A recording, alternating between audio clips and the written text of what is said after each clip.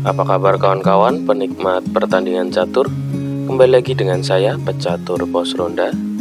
Pada kesempatan kali ini kita akan menyaksikan pertandingan Grandmaster. Ini adalah pertandingan yang terjadi pada tahun 2002, tepatnya pada 7 April 2002 yang akan mempertemukan antara Viswan Anand dari India yang akan melawan Timur Rajapov. Hitam dipegang oleh Anand dan putih oleh Timur Rajapov. Mari kita saksikan pertandingannya, dimulai dengan putih pion di D4, dijawab Anand dengan kuda ke F6, dan ini adalah pertahanan India. Putih melanjutkan dengan pion di C4, dijawab hitam dengan pion di E6, putih dengan kuda di F3, dan dibalas dengan pion maju di B6 sekaligus persiapan untuk fianchetto gajah.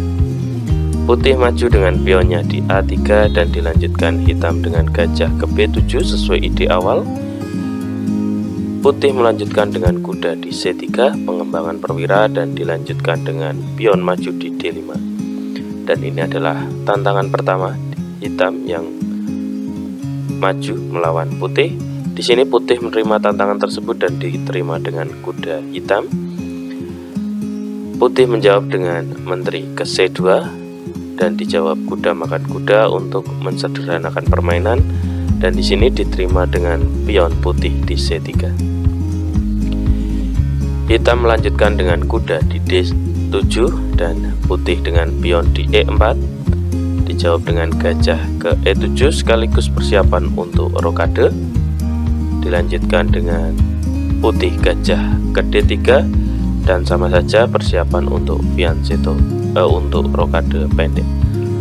Putih pion maju di C5 mengajak pertukaran kembali, permainan sangat agresif yang dipermainkan oleh Anand, dan dijawab putih dengan rokade dan hitam juga rokade di langkah ke-11. Putih gajah ke B2 dan dijawab dengan benteng ke C8 untuk persiapan aduan, dijawab dengan menteri ke E2 dan hitam pion di C4. Di sini terlihat seperti pengorbanan yang dilakukan oleh hitam karena membiarkan pionnya maju. Oke, kita lanjutkan dengan gajah dimakan, maka yang terjadi adalah gajah juga makan pion di E4, dan di sini posisi pertukaran terjadi, bukan pengorbanan. Dan setelah direspon dengan gajah ke A6 mengancam benteng, maka Anand menjawabnya dengan gajah makan kuda sekaligus ancaman pada menteri.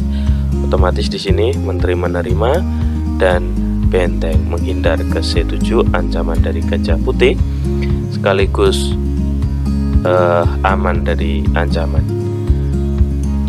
Pertandingan dilanjutkan dengan benteng ke D1, dijawab hitam dengan gajah ke D6, pengembangan perwira, dilanjutkan dengan gajah putih mundur kembali ke D3, dijawab dengan pion di B5. Dan di sini terlihat sekali bahwasanya hitam sangat memprovokasi permainannya sekaligus karena ini adalah pengorbanan.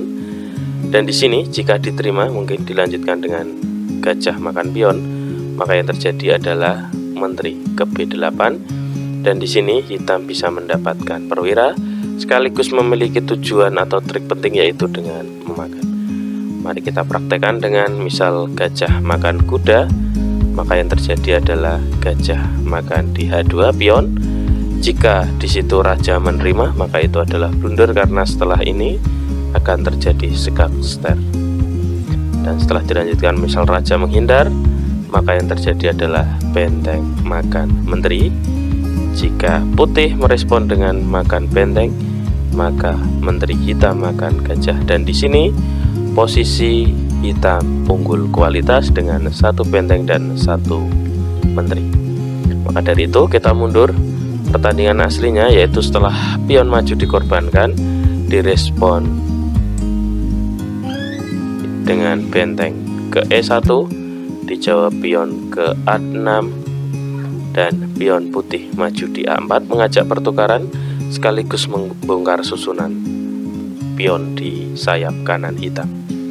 Setelah majukan pion di A4, direspon hitam dengan pion makan pion di A4, dan dilanjutkan dengan pion maju di C4 dan dijawab dengan menteri ke B8, karena di sini pion putih sudah maju di E4, otomatis strategi untuk mengancam pion dan ancaman pada menteri tidak terjadi kembali.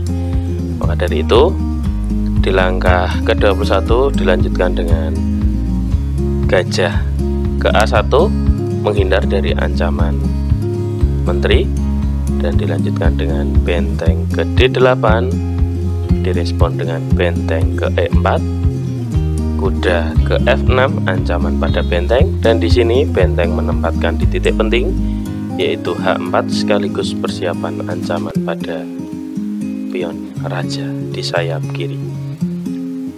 Hitam meresponnya dengan gajah ke E7 sekaligus persiapan untuk mengancam benteng, dan di sini benteng mundur ke H3 di posisi aman, dijawab dengan pion di H6, benteng ke B1 ancaman pada menteri hitam. Menteri menghindar tidak melainkan dengan benteng ke C4, dan di sini adalah pengorbanan yang dilakukan oleh hitam dengan menterinya yang diancam benteng putih. Mari kita saksikan di langkah ke-26 ini, jika dilanjutkan dengan benteng makan benteng, maka Anan akan majukan bentengnya ke C1, dan di sini jalan satu-satunya adalah dengan menutup gajah, dan setelah itu baru benteng makan benteng di B8. Dan di langkah ke-28 ini posisi putih maupun hitam sama-sama perwiranya, melainkan putih unggul dengan kualitas menteri.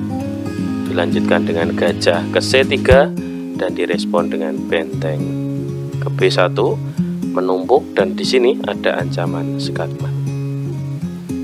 Di sini direspon putih dengan menteri ke D3 sekaligus mengamankan gajahnya. Karena apa? Jika di sini responnya adalah dengan pion maju, maka akan terjadi skakmat dalam 2 langkah. Setelah raja maju, maka akan terjadi skakmat karena di sini tertutup benteng dan menteri. Maka dari itu di langkah ke-27 direspon dengan menteri ke D3, dijawab pion maju di A3, menteri makan pion di A6 sekaligus mengamankan pion yang akan jadi perwira, dan di sini pion cuek saja maju terus ke A2. Karena apa? Jika ini diterima maka akan terjadi skakmat, dan di sini posisi menteri adalah mengamankan. Maka dari itu di langkah ke-31 dijawab dengan pion maju di G4 mempersiapkan larian raja, dan direspon dengan benteng makan gajah F1 sekat. Di sini direspon dengan menteri makan. Karena apa? Jika di sini direspon dengan raja naik, maka yang terjadi adalah sekak kembali, raja kembali menghindar, dan benteng ke B3. Tidak mungkin di sini menggratiskan gajahnya, maka raja geser.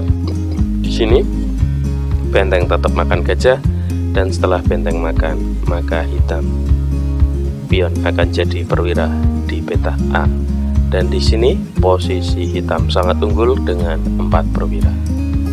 Maka dari itu di langkah ke-32 pilihannya adalah dengan menteri makan, dan di sini jawaban hitam adalah dengan kuda ke E4. Jika di sini menteri makan benteng, maka pion akan jadi perwira, dan di sini ancamannya adalah menteri yang menghambat untuk pion jadi perwira. Maka dari itu jika pilihannya adalah dengan gajah ke A1 mengamankan diri, karena itu adalah satu-satunya untuk mengamankan, maka pilihannya adalah dengan kuda ke D2. Maka dari itu di langkah ke-34 ini Timur Rajapov menyerah. Karena apa? Di sini sudah tidak bisa diselamatkan lagi untuk menterinya, dan ancaman untuk pion jadi pun luas sekali. Maka dari itu misal kita lanjutkan dengan raja naik ke G2, maka makan saja dengan kuda, dan di sini sekali lagi tidak bisa menghindar. Maka jika dijawab dengan gajah naik ke C3, maka gajah ke B4. Di sini dimakan atau tidak dimakan, maka hitam akan makan gajah supaya untuk perwiranya jadi. Maka dari itu dilanjutkan, maka hitam di sini sangat unggul dengan menteri, benteng, dan kuda melawan gajah dan benteng. Oke, terima kasih teman-teman sudah menyaksikan pertandingan kali ini.